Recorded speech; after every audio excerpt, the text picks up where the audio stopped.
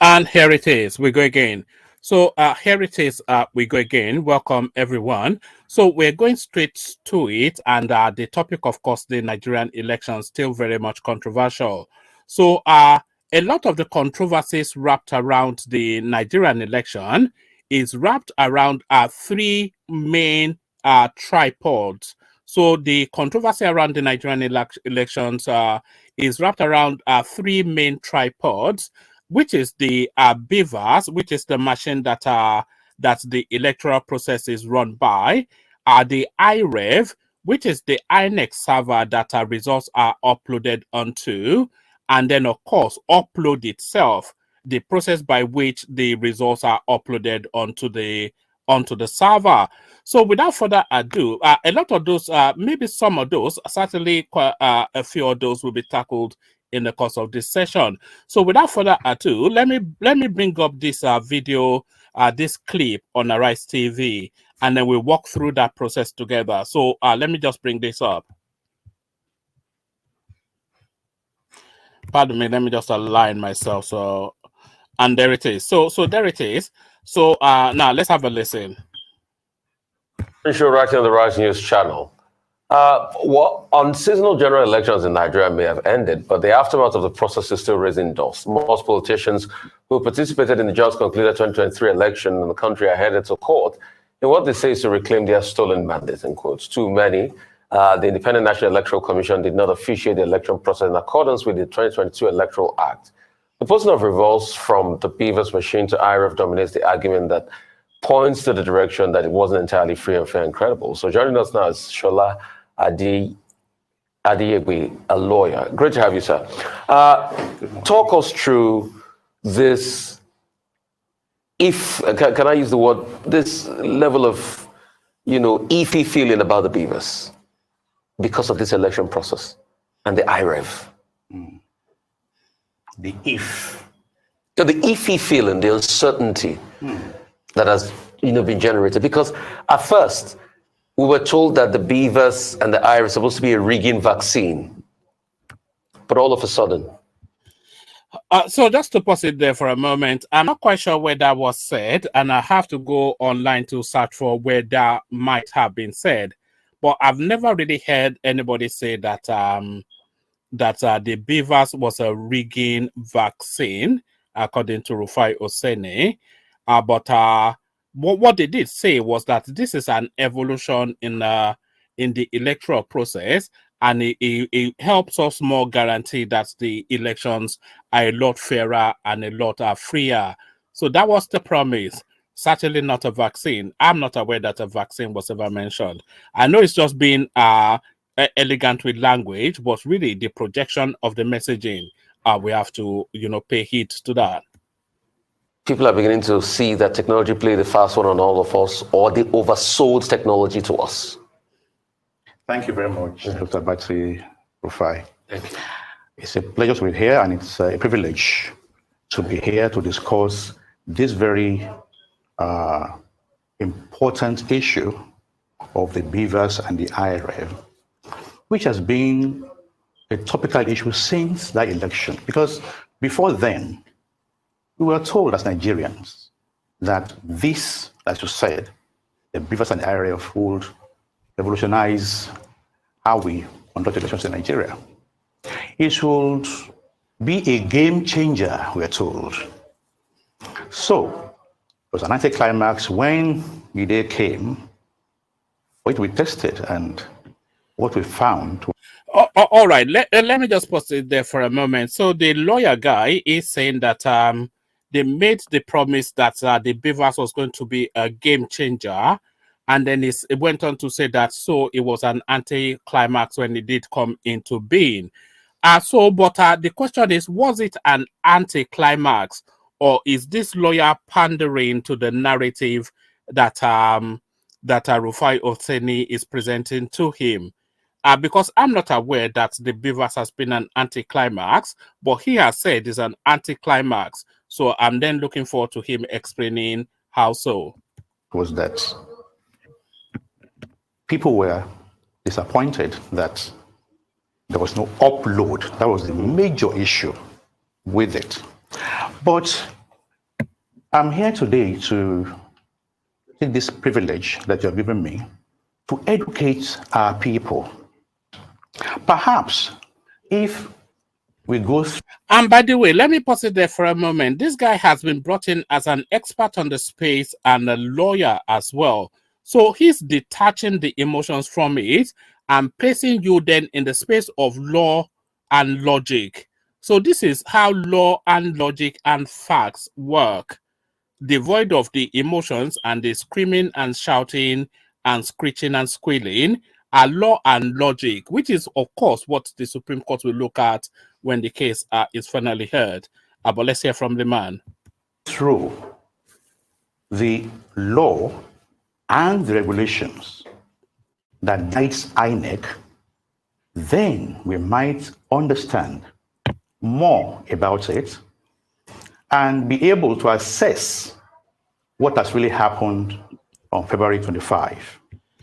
And by the way, I'll try not to pause it too often, but by the way, I've watched it up to about 3-4 minutes, but I've not watched the fullness of it because I like to react to it organically. So you feel my reactions to it in that moment in time. But what I'm inviting you to pay attention to is the facts as being presented by this guy. But when the conversation starts, and then look for the point then where Rufai Oseni introduces emotions into the conversation, because that is what he peddles, of course, emotions. But let's listen on. Of this year, and come to be able to make our own decisions on how to take it. So I would like to pull up for our viewers the slides I have prepared with the first one. So I'll be speaking to Nigerians on how the reverse works and its role in election integrity. The next slide, please. You see, where were we before now? The first laws of election came in the year 2002, and it took 20 years to get to where we are today. Before now, it was all an issue of, oh, we have a data, we have the list of voters, and let's say in a polling unit now, there's 1,000 names there.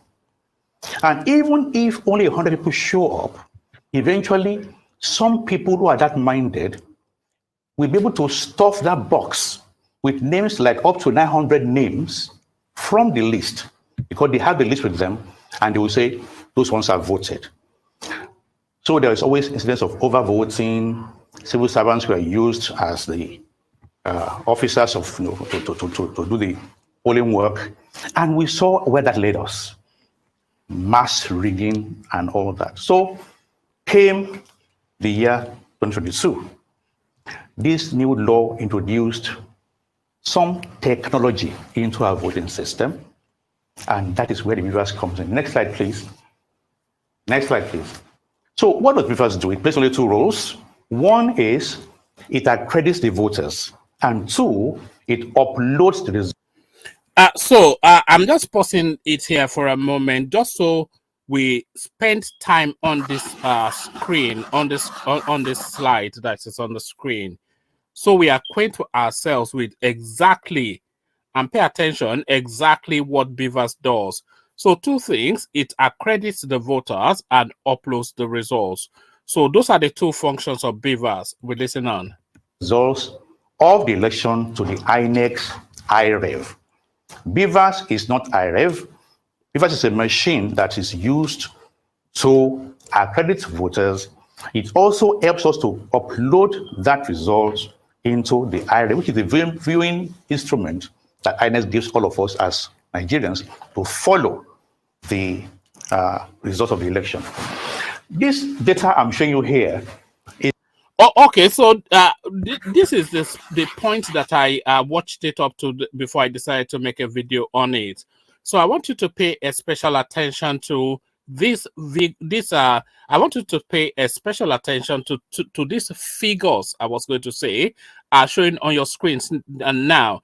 So look at the figures and look at the dates, and then you'll see then what impact or not BVAS has had on the election and to give the elections credibility. So look at the figures, but also pay attention to what the lawyer is saying.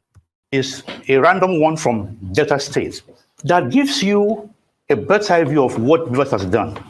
Let's go to just the year 2019.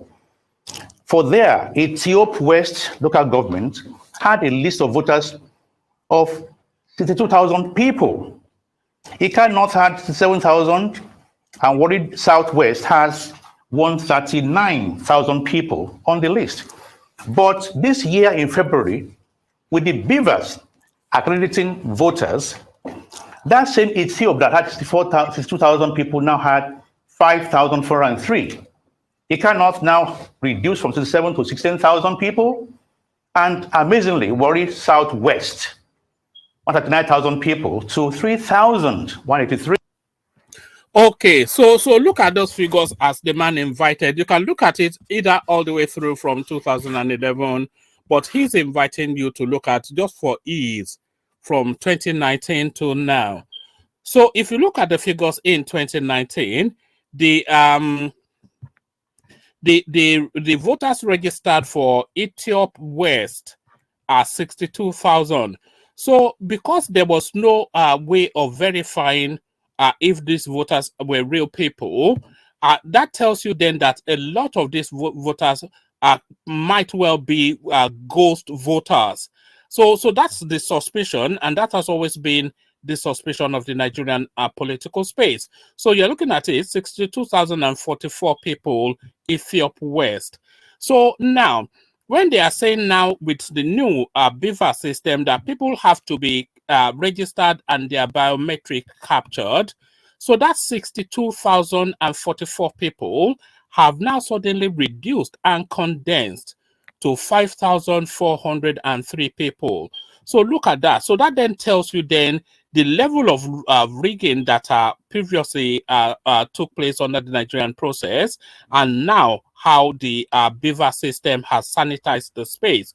So when people are telling you that this election is probably one of the freer and fairer and more reflective of the people's will that we've had so far, it is because of this. Because the technology has been introduced to weed out the ghost names from the electoral register, you can see there from Ethiop West, from 62,000 to 5,000. But even more alarming, and this really worries Southwest, it makes the point more than any other thing that can make the point. 139,534 was what they had in 2019. But that was post-Bivas. That was pre-Bivas rather. So 139,534 was pre-Bivas. But post-Bivas, you can see the figures on your screen, 3,183. So that 3,183 does not then discount the differential between these two figures, because some people may not have made the effort to come and register, but really, certainly, the difference is that significant as to tell you that well in excess of 130,000 people have ghost voters in that space. So again, that goes to the sanitization and the more credible credibility factor being added to the electoral process.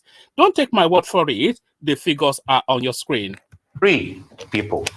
That is one big effect of the BIVAS machine. So we have integrity now when it comes to those who vote. Because of what reason? Before you are allowed to go near that polling unit, you must present your PVC, and without that, you can't even vote. And once you have now voted, the BIVAS records you as having voted. You are the only ones who are now in the list of voters for that polling unit. Nobody can now come later to add one more name. If the polling officer, when he is counting the... So you have to pay attention to that as well. When you do go to vote, you present your voter's card, whatever that's called, your whatever card it is, I remember in a moment. But you present that card, and then that card, of course, they then plug it into the machine, and then the data that that machine brings up, they biometrically match you to that data in order to guarantee almost to 100% that you are fully registered and you are the person registered. So that is what this technology has introduced, and this is why this guy is that confident to come and tell you that this is this speaks to the language of credibility. The ballot papers discovers just one number above what the BVAS has recorded as the people who have showed up. The PO by law must cancel the election of that polling unit. It is that serious for us. So that is how the BVAS works. For now, let me stop there. Maybe you have other questions to ask me. Okay, I wanted to ask you about Delta State. You're saying the reduction in the number of voters is as a result of the BVAS effect. Well, what if there are other factors involved? There was violence in Delta State. There was voter suppression, as was the case in other parts of the country. So to say it was BVAS, which in fact did not work in many places, would be a very difficult argument to sell. However, the question that I think. Oh, all right. Before Ruben Abati goes on to his question, if I have an understanding of what he's asking, and I probably don't, if I have an understanding of not what he's asking, but the preamble to his question, if I have an understanding of that, what Ruben is suggesting is that electoral violence and suppression suppressed votes. But the argument, my understanding of what the lawyer was presenting is that this was actually the numbers of people registered to vote in that unit. That's not to say that this is the number of people that voted, but these are the numbers of people registered to vote. Unless I completely misunderstood that, which I'm sure I did. But if I did understand that rightly, then what that lawyer is saying bears no semblance to anything voter repression, voter suppression and intimidation and everything.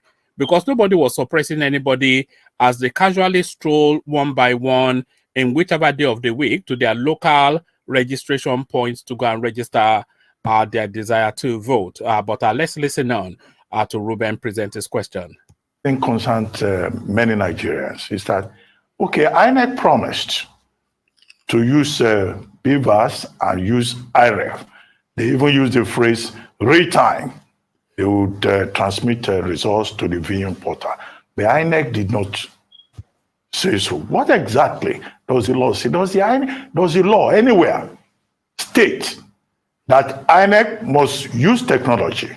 Or what the law says in the Electoral Act specifically is that INEC can determine its own mode of transmitting results. So there are two key points that the opposition spaces have in terms of their petition that they have filed. So there are two key points. So forget Tinubu is a drug lord and Shetima should. There are really two key spaces.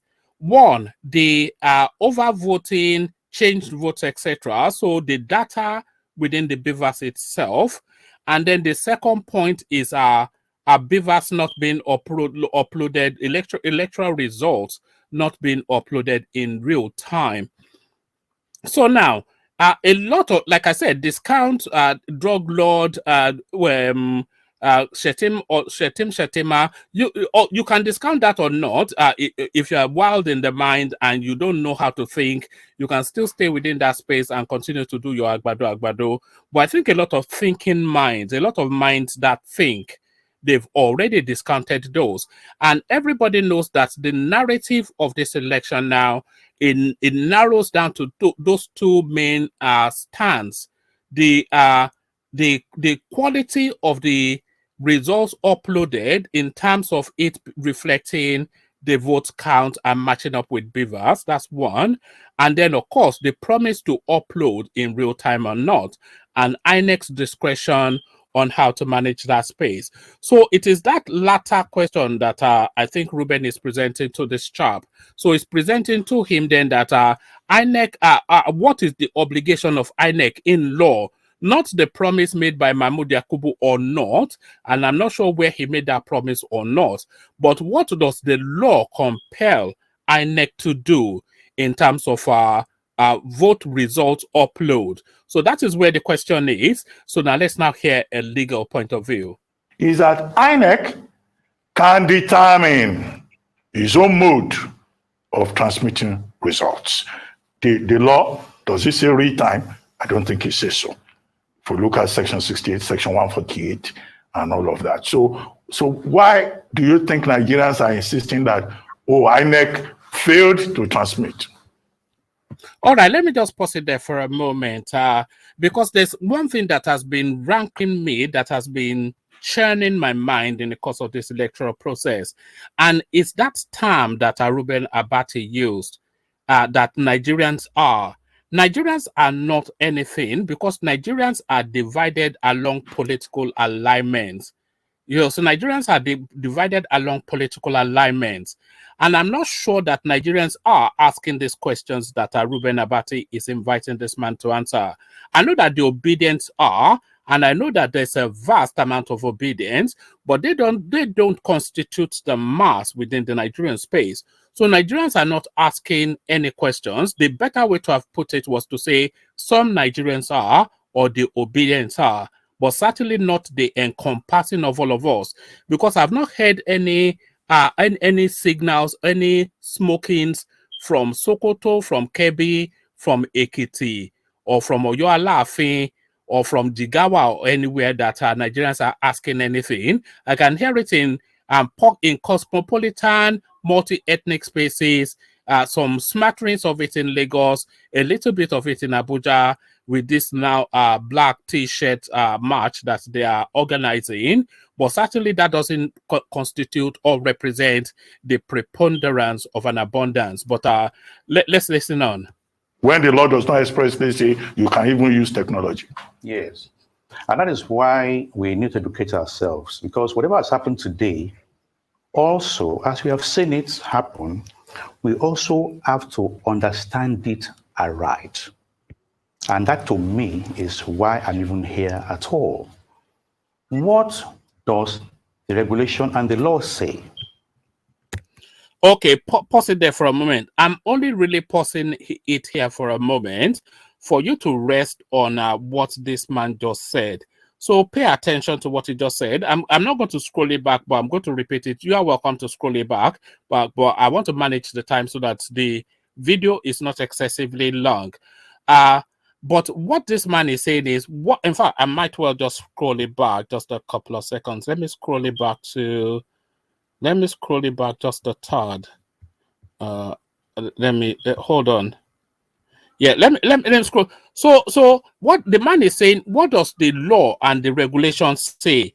So what you are going to hear from him next is what the law and the regulation says, not what your emotion says, not what Mahmoud Yakubu says in some unguarded moment or some boastful moment, but what the law obliges is what this guy is about to explain. So detach your emotions and your politics from it. These are cold, hard facts.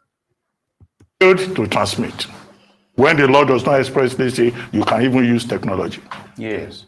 And that is why we need to educate ourselves, because whatever has happened today, also, as we have seen it happen, we also have to understand it aright. And that, to me, is why I'm even here at all. What does the regulation and the law say? And what really happened on that election day? The law says that on voting, on the end of voting, the polling officer has to transmit that result to the collation center of INEC. He must upload it by beavers to IREV for all to see. He must take, number 3, he must take the beavers and the election results to the ward, and from there to local government, from local government to the state, and from the state to the national, if it's presidential election, to the national collation centers. Before that is done, you sign that Form EC8A. Oh, all right, let me just pause it there for a moment. And I'm just going to scroll it back again. Apologies. And if you don't really want to be a person of fact, I'm happy for you to make other choices, but we must establish the facts. So you have to pay close attention to what this man is saying. He's a lawyer, and as you can see from his presentation, a senior lawyer as well. And he's telling you what the law requires. So there is nothing that suggests any. There's no time bar within what he has said that the law prescribes. There is no time bar, or there are no time constraints in what this chap is explaining to you as the requirements of the law. So let me just give you the opportunity to listen to him again, set against the backdrop of what I've just said. There are no time bars in what the law requires, is what this man is saying. But listen again. Voting, on the end of voting, the polling officer has to transmit that result to the collation center of INEC. He must upload it by beavers to IREV for all to see. He must take. Oh, all right. It must try. It must. Sorry, I'm just going to. Sorry, apologies. Voting, on the end of voting, the polling officer has to transmit that result to the collation center of INEC. Okay, that's the first thing. The polling officer has to transmit the polling the results to INEC. So it doesn't say in real time or not real time. But let's listen on. He must upload it by beavers to IREV for. Okay, then it must then upload it by beavers to IREV. So the machine that the vote actually takes place on, that must be directly uploaded from that machine onto the INEC server, which is the IREV. So again, that's quite clear. But again, you'll notice that he has not yet mentioned any time constraints. All to see. He must take, number three, he must take the beavers and the election results to the ward, and from there to local government. All right. So the third process is to submit the beavers and the result sheets to his immediate or her immediate supervisors, which then cascades it all the way to INEC itself. So that is the totality of the legal requirements of the process. So pay attention. That is the totality of the legal requirements of the process. So that's the totality of it. But let's listen on. From local government to the state, and from the state to the national, if it's presidential election, to the national collation centers. Before that is done, you sign that Form EC8A. The polling officer of INEC will sign it. The reps, the agents of parties will sign it and take copies for themselves, which they are expected to also transmit to their own situation room in their offices. Then we move to the word. What does the law now say about where you collect and the word? The regulation says you use the document from the last place. The last place is the polling unit. And the last document is the Form EC8A that's been signed by all parties and the police, the agents of the parties, and the INEC officer. And all of that is manual. All of that is manual. It's on a paper. It's a hard copy. Now, you get to the word, you now sort it out. You collect. The law says you actually use that hard copy. You are not using the IREV, the one on the IREV at all. In fact, Section 91 to 93 of the regulation of INEC says that if the INEC officer does not have that original copy with him, INEC should look at the IREV. That's the secondary evidence they look at. It goes further.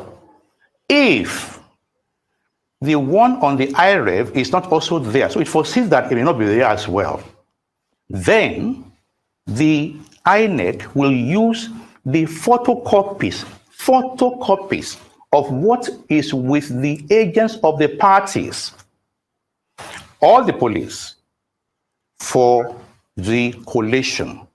In other words, it is the from EC8A that forms the building block of collation, not even the IREV. That is why when the agents are there in that meeting of the INEC in the ward, local government, state, and national levels, agents will be asked, are you okay with what is being read out? You say yes, and we move to the next place. So it is the original paper that is used. We are not yet talked about at what is called electronic voting. The Beavers has done a good thing. All right. So when the man says that we are not yet at what is called electronic voting, I hope you have an understanding of that. But for the benefit of people who may not have a full understanding of what he's saying, when he's saying we are not yet at the level of electronic voting, is to say that we're not at the level that whenever you go to your polling unit and you thumbprint on whatever device to indicate your will, that thumbprint or that indication of your will is directly then uploaded onto the INEC server as a register of your vote. So we don't have a direct from polling unit straight to the server process, is what that means. Of accreditation of voters. At least it reduces the issue of overvoting. It also, to that extent, it has done wonders, even in this election. Oh, okay, so acknowledge that first. It reduces the incidence of overvoting, which we saw, because we saw that in the figures, the lowest probably turnout that we've ever had, certainly one of the. So that as a result of weeding out of ghost voters because of the biometric Beaver system. So that is a progression in the system, and that gives credibility then to the votes cast and the results announced. It did wonders in both the presidential one and the subsequent ones we had. For uploads, important as it is not the only way to checkmate whoever wants to manipulate results. Indeed, what has happened today is that people have shown that many documents on the IREV are rubbish. You can post even pictures of birds and flowers onto the IREV. How do you show that is what is on the IREV is false? It's still a reversion. So that's a human factor, by the way, because of course you still need the human element to upload. And then whatever they uploaded is reflected on the system then, and the system has to contend with it. To the hard copy with you. So it is that hard copy that is the key, that is the test, really, of what is genuine. And really and truly, parties have the answers to the results of the elections by Sunday morning, because their agents would have sent that original paper from EC8A to them. So they have the answer to this result. Oh, sorry to come in. Then why did INEC go to Chatham House, went everywhere to say okay, I did say that Rufai Oseni was going to insert emotion at some point. So here it comes. So what was a fact-led, elegant, educative conversation? What was a fact-led, educative, intelligent conversation is about to be degenerated to the Rufai Oseni level. So here he goes. So he does now is a monkey boy thing. So let's watch now the monkey boy thing. So they have the answer to this result. Oh, sorry to come in. Then why did INEC go to Chatham House, went everywhere to say the IREV will work? And second question, why was the transmission easy for the Senate and House of Reps election, but only the presidential election? All right, so I'm not quite sure if he's putting the wrong question to the wrong person. I was going to say the right question to the wrong person, but of course it's not the right question. I'm not quite sure if he's putting the wrong question to the wrong person, because the guy, as far as the introduction, was not presenting himself as an IT expert. He's presenting himself as a law expert who is giving us an interpretation of what the laws and guidelines profess. So he's not an IT expert. So I'm wondering then why he's been asked an IT question. So why did you do 2 out of 3? Why was only this presidential election? Yes. And why did INEC tie the IRF, as a secondary body to be able to store information on? Because in a case where you don't see it, and based on what you said, I remember I think there was a dispute in one of the states in the north, and one of the electoral officers was saying, okay, we'll go check the IRF, what was posted on the IRF. So if you can put that out, then why did you put it out there without using it? Yes, thank you very much, Rufai. Let us make it clear to Nigerians today that it is not as if INEC did not upload. The upload started on the day of the elections. It was just late. The first... no, they didn't upload until about 10 p.m. 10 p.m. 10 p.m. on that so day. there was no upload. So upload started about 10 o'clock. So let's get it right. There was no, because what they were saying was, as elections were happening, upload ought to be going on. Okay, so there it goes. Now this is where everything always falls apart, and then we get into the murky waters of ridiculousness. So the murky waters of ridiculousness. So it's going to be painful, this now phase of it, because what was an elegant sequencing, as I said, of facts and law will now degenerate into some gutter roll in the mud thing.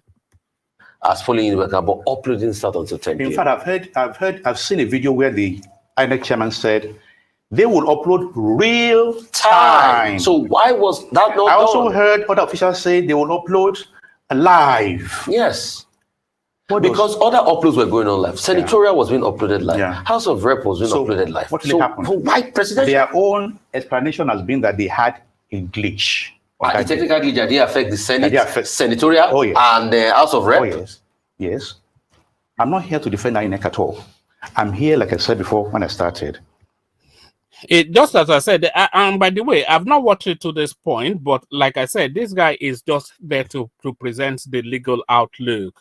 So whatever conspiracy theories that is going on within Rufai Hussaini's head and the head of people within his spaces, that's a different matter, which they have to contend with Mahmoud Yakubu with.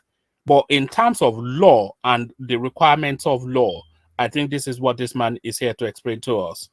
To educate Nigerians that even if anyone wants to play a prank on us in that regard, if even anyone, whether it's INEC or whatever party it is, wants to play a fast one on Nigerians to say, don't even upload at all. I'm saying that the Beavers alone and the Beavers alone, what it has done in terms of accreditation of voters is already a check on overvoting. That's number one. And the fact that parties have access to the copy of the election result from the polling unit. See, power now belongs to the people of Nigeria. And that is the point. So when people are telling you that this is one of the freer and fairer elections that we have had, so it is not to the wild conversations about what Mahmoud Yakubu said in real time and it will be transmitted live and all of that. It is in terms of what the process now guarantees as a minimum.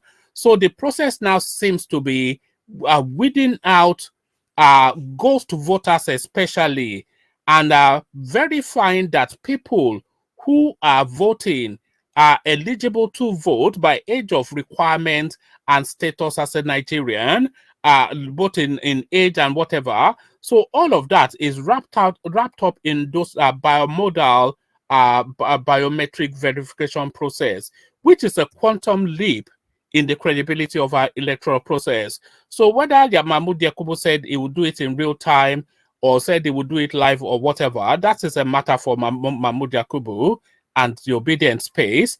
But the requirements of the law and the progress of the system, we have to acknowledge that whether the results are panned out in the way we would wish or not, we have to acknowledge what this gentleman is saying.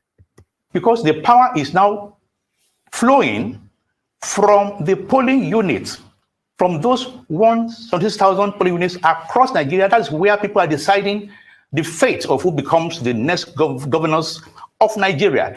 We should take this into our hands. All right, let me just pause it there for a moment, only to focus on this slide on your screen. What the Beavers ensures, which was never a surety ever at any point in Nigeria's history. The first one and most important one is one man, which should really be one person in now this gender neutral space that we live in now, this say the right thing space. So it ensures one man, one vote. It doesn't guarantee, but it's as close as to guaranteeing as we've ever had in Nigeria, the Beavers process. One man, one vote. Only persons accredited by the Beavers machine vote. So this is the thing now. So that's the guarantee there. Prevent overvoting. I think we've already seen examples of that. And cancels, I think that says cancels if overvoting is detected.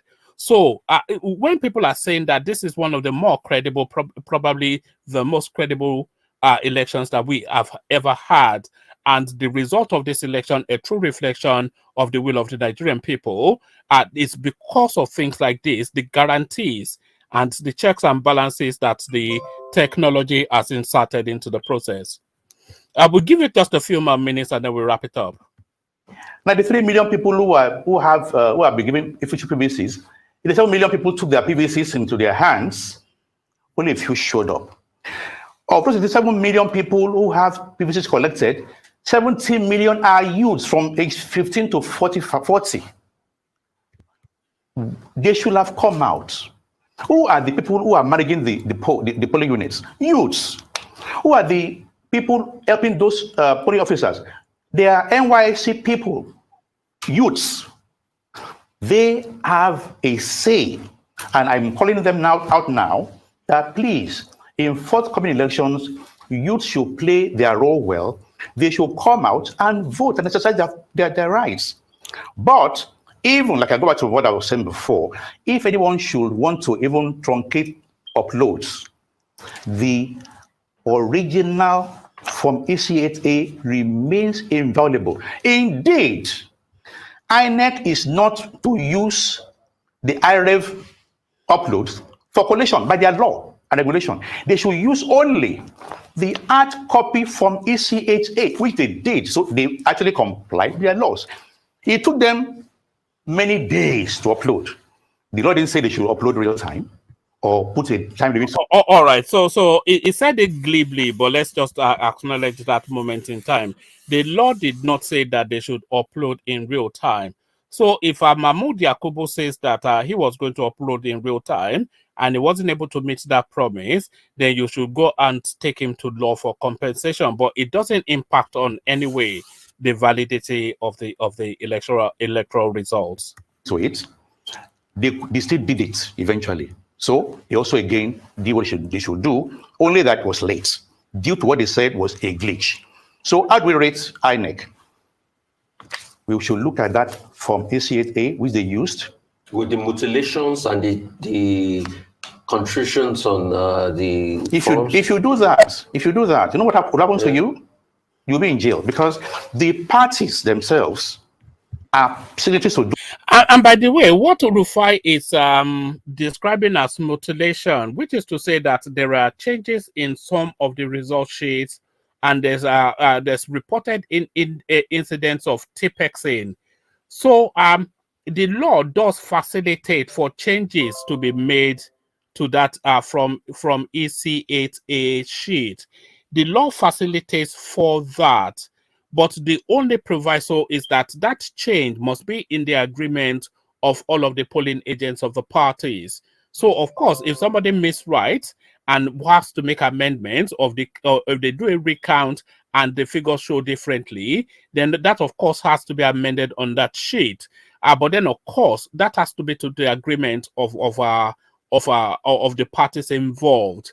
So this mutilation or no mutilation, which was so right across the board, favoring the totality of the topmost spaces within that presidential race. We saw it in the southeast, we saw it in the north, we saw it in all of the spaces, that there were incidents of amendments being made to the Form EC8 a sheet, but the law does facilitate for that. Those forms, and they are there every step of the way. They are there at the ward, they are there at the local government, they are there at the state, and they are there at the National Pollution Center. You see, that is why Jonathan in 2015 could put a call to President Buhari to say congrats. You know why? Because he knew the result right from the second day of the vote, of the poll. So today, the parties know it also. Mr. Day, all these things we've been referring to, Dispas, for me, CHA, IREF, back Sava, these were issues in the Osun case, both at the level of the tribunal and also at the level of the Court of Appeal. Oh, okay, we'll make this, maybe let me say maybe, because I may change my mind. We'll probably make this Ruben's question the last interaction with this video, and then we do a sum up after that, or maybe not, but let's listen. The Court of Appeal in the Osun case, in the Adeleke case, said that, look, the respondents in this instance, Oyetola and the PDP, that they relied on the back-end server of INEC. And the court ruled that, look, the primary source is what you need, which is the Dispas and the voters register. Are we saying the same thing? Indeed, we Can are. we use the Osun case to further illustrate? Maybe it will be easier for people to understand. You see, I also heard it that Okay, that is quite an important point. What they are saying now is that actually, let him answer that question first to give you a better understanding. He's probably better positioned, so let me just be quiet. that I'm not a technical person, but I from people. That's machine.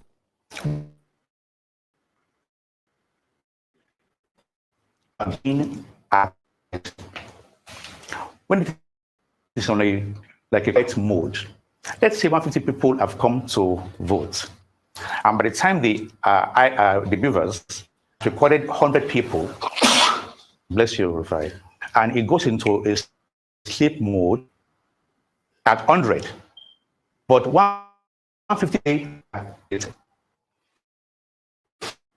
it will people are voted will be printed in a print that will show 100 names. Put back on the bus to refresh it. And will now solve the issue of the discrepancy between 100 and 150, because you will see that 150 people have to next show. Technology-based answer, by the way, which is backed by technology, not by emotions or screaming and shouting or insulting people all over the internet, but based on technology. So technology still has fallibility, and the fallibilityness of technology is what is explaining here, which is not to say that it doesn't then at the end give an accurate figure, as he has just explained. 100 people who have been accredited. You now say, that's overvoting by 50. That is easily resolved again by technology of the same Beavers to resolve it for you. And that is why today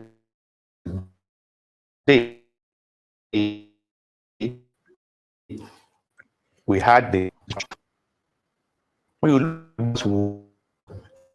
at it failed in the second level because it didn't get enough. No, I'm not going to concede what this man is conceding, because it seems to be it seems to consider that point as an olive branch to the people that are agitating. But that olive branch, I'm not granting it. The Beavers did not fail us in any way, because it did not make any promises that it has not fulfilled. The Beavers told us that it will record the voting at the unit and upload it onto the IREC server. So what did the beavers do? The beavers recorded the voting at the unit and uploaded it onto the INEC server. So the promises made, promises fulfilled. Pay attention. Promises made, promises fulfilled. Everything that the beavers promised, it's delivered. So whatever Mahmoud Yakubu may or may not have said is a matter for him. But certainly what the IREF said, what the beaver said, it's delivered. He promised to record the votes at the unit, it did, and then he promised to subsequently upload those votes to the server, it did. So the olive branch that this lawyer is stretching out to the agitation space, I am not stretching that.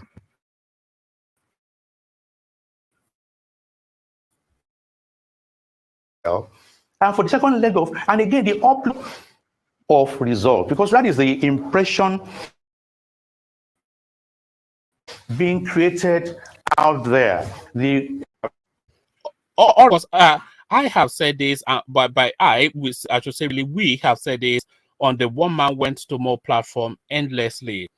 The time that the beavers uploads or does not upload is not what validates or discredits at any election. No. What validates or discredits the election is if or not the results announced is a true reflection of the votes casted. So, or the votes cast.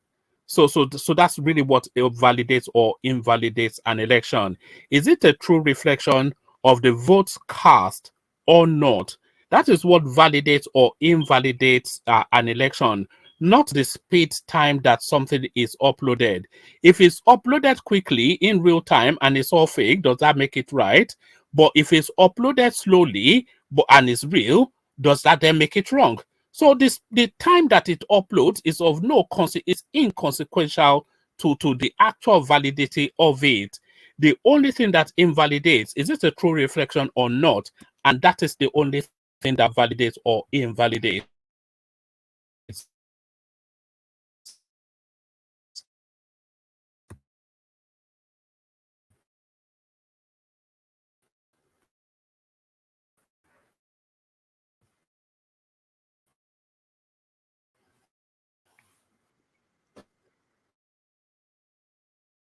Information of Nigeria voted at the polling booths.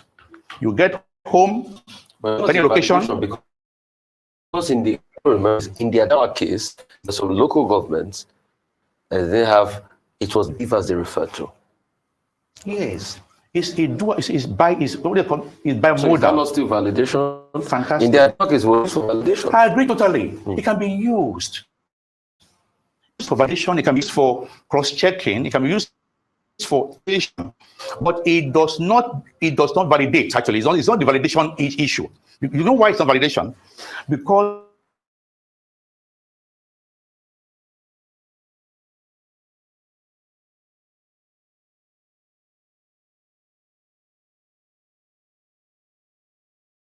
Right. Apologies. I'm not sure if anyone is still here, but my system shuts down abruptly. So I'll just end the video here.